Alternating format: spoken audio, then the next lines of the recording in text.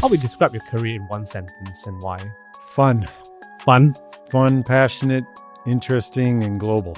I mean, to describe my career in one sentence, that's how I see it. When you mentioned about global, how did you end up here in Malaysia? I did my master's degree back in the early 90s. I started back in the early 90s on the west coast of Canada at the University of British Columbia. After the 1998 Commonwealth Games, Professor Bob Morford, he was invited by Dato' Mazlan then, who was Director General of National Sports Council, to come back and do a complete review of the National Sports Council and the process of developing elites. So Dr. Morford came back, he did a review for a year, and one of the areas he saw that was needed was my specific expertise. Now, I was back in Canada at the time, just finished my master's. I was working in the NBA, working with Team Canada. And he called me up one day. He said, they'd like to offer you a job for as part of the Sydney Olympics project for 2000. But I was in, like I said, I was always in for an adventure. I knew it was going to be life-changing. I didn't know what it was, but I knew it was going to be different because Malaysia had a national sports institute and their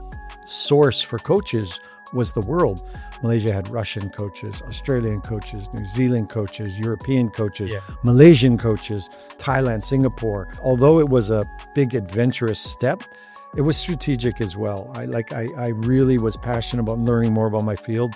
And I looked at the Sports Institute and who was here, and I thought, this is a young, hungry, exciting country. If I look back on any decision I've ever made that I thought was important. This is the best one. Yeah, absolutely. How long has it been? 25 years. 25 years, wow. I thought I was coming for 2. And I thought I was going to come here, learn, go back home, get another pro job or something.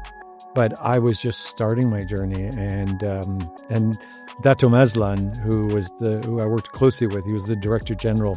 He kind of laughed at me after the SEA Games. He saw me in the hallway one day and he said, "So Joe, what's your next plans?" And I said, "I'm not sure, Dato." And he just laughs and he keeps walking. He said, "You're going to be here for at least 10 years. So he knew more than I did, but I remember laughing and he was right. I was at Sports Council itself for almost 10 years.